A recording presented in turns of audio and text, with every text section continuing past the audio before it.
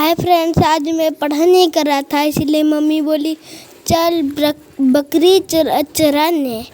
तो बकरी चराने में गया।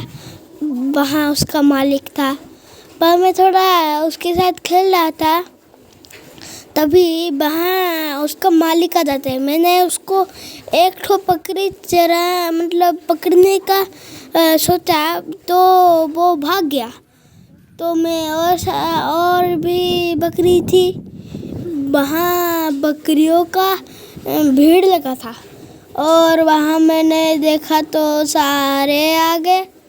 यहाँ हम उसके पीछे, वो हमारे आगे।